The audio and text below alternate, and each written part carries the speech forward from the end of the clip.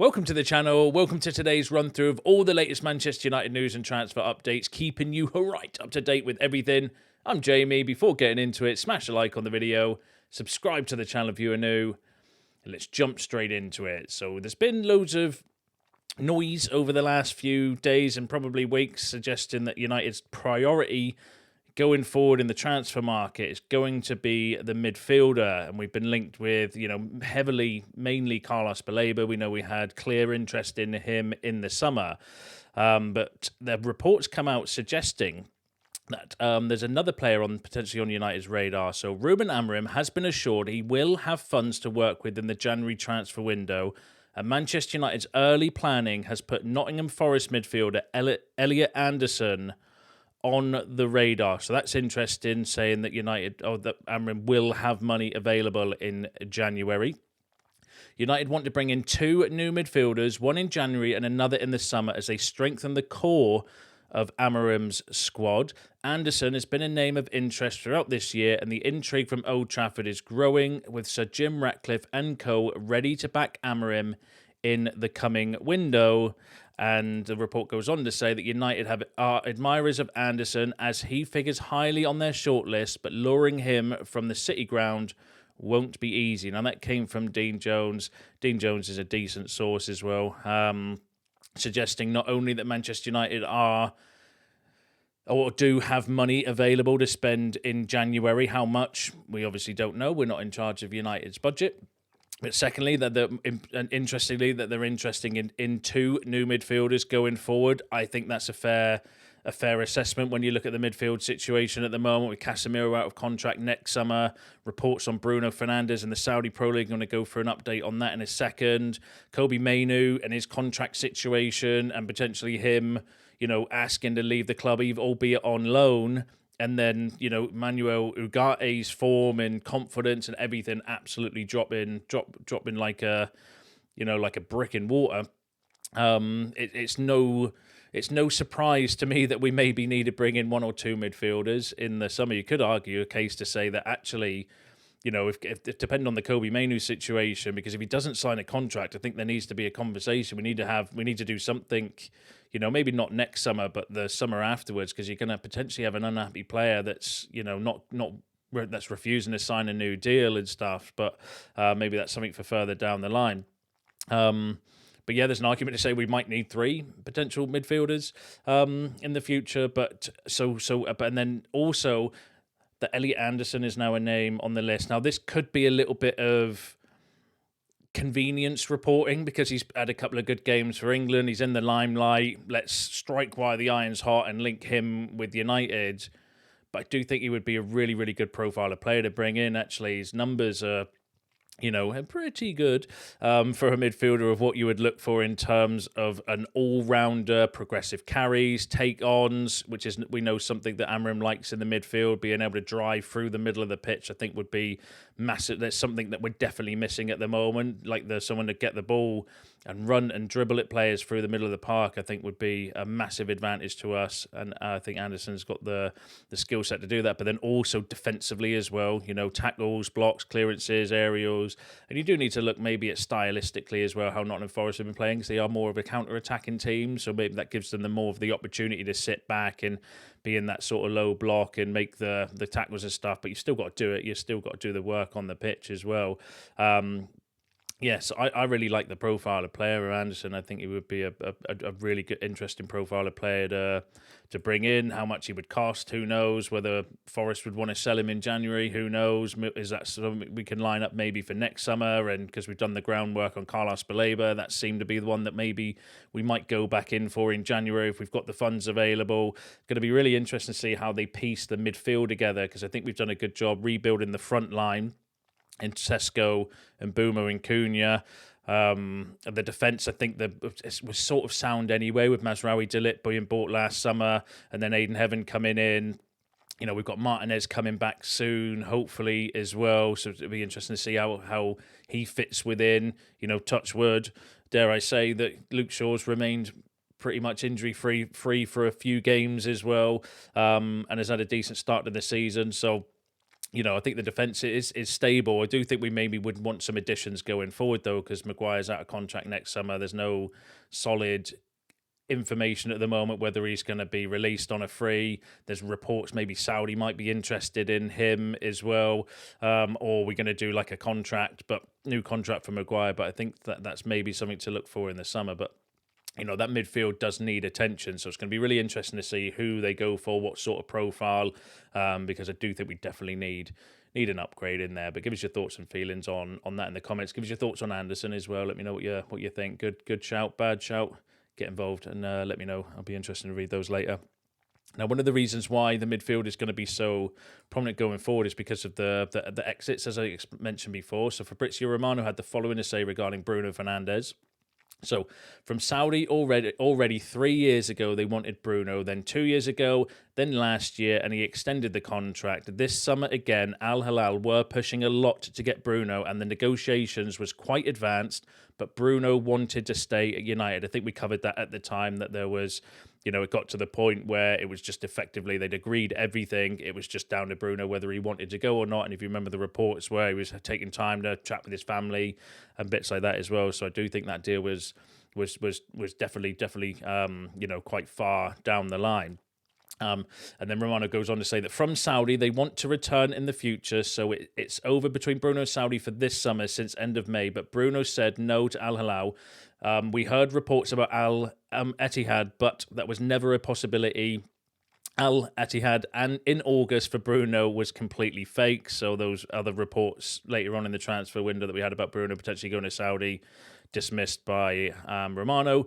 But he went on to say that for 2026, keep an eye on Saudi because they'll return, and then it's going to be up to Bruno to say yes or no. From Saudi, they want to return for Bruno Fernandes, and they keep the name of Bruno Fernandes on their list for the future targets. So Romano pretty much confirming what's already been reported out there anyway, is that the Saudi Pro League want Bruno. They've wanted him for a while, and potentially they're going to come back in for him in 2026. Whether Bruno wants to go at that point, I don't know whether it would be up to him or not, whether the club would look at it differently next summer as well. If we are going to start strengthening and look to the midfield, we do need to look to the future at some point in time. But, Bruno is an influential player at the club as well. He's our captain and leader and everything behind the scenes that we don't see. I know some of you will have question marks about him on the pitch in the position that he's playing and stuff. I personally don't see an issue there. I think it's the partner for Bruno that we need to concentrate on at the moment, somebody that can do the ground coverage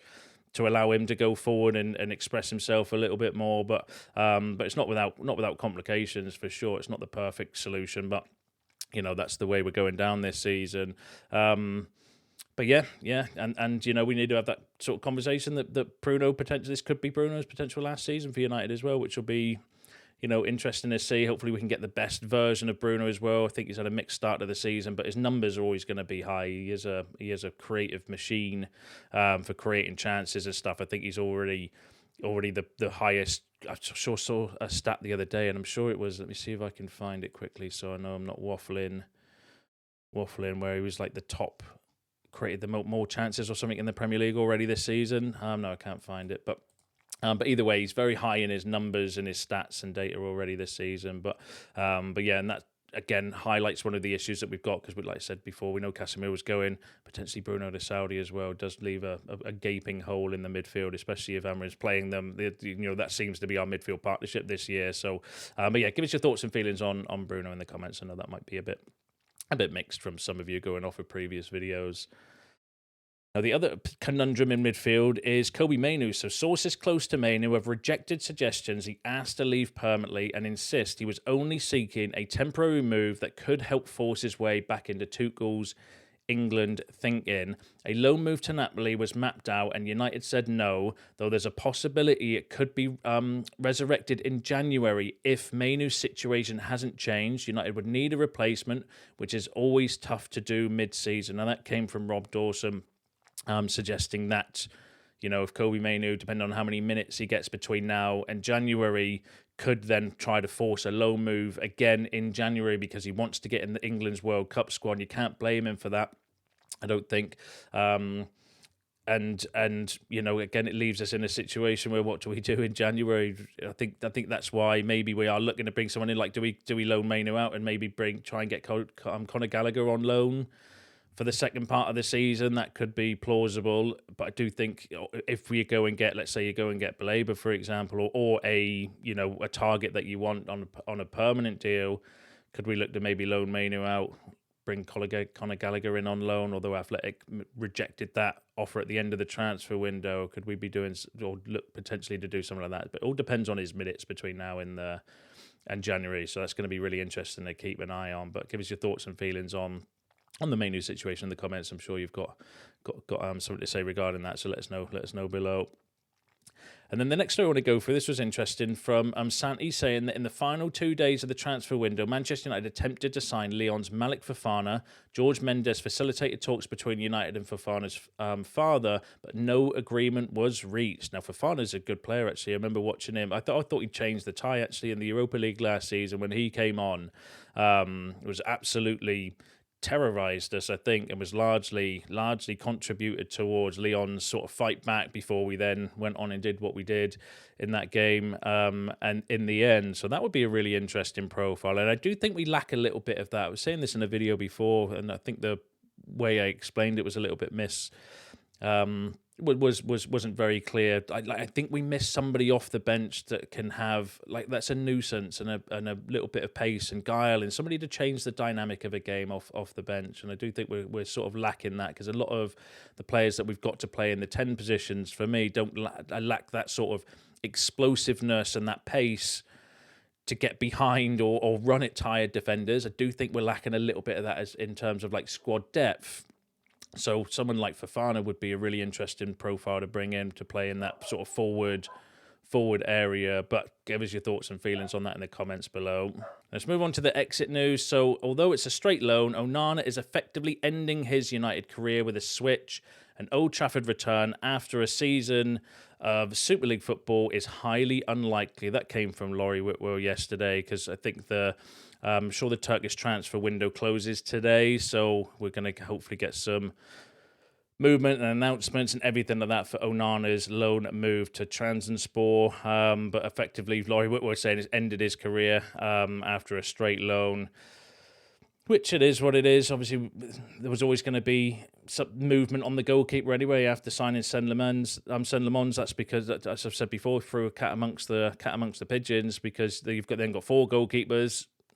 4 into one position doesn't really work very well, does it? So there was going to be some movement, and obviously it's ended up being Onana, because I think the reports are that there haven't been, forget the performances and stuff. He's a good character behind the scenes by all accounts, but I think it was just everything that's happened this pre-season. The fact he's turned up injured, they were upset by they were questioning the video of him playing football online that came out by Chris Wheeler the other day as well, suggesting that was something. And then the fact he's asked for a new contract as well, or a pay rise, because he didn't want the 25% reduction in his salary, I think is all led to this. And then obviously the performance against Grimsby as well. It's one thing after another, wasn't it, with Onana? So hopefully we'll get some movement on that one, or announcements today, because I think their transfer window closes today, but correct me if I'm wrong in the comments.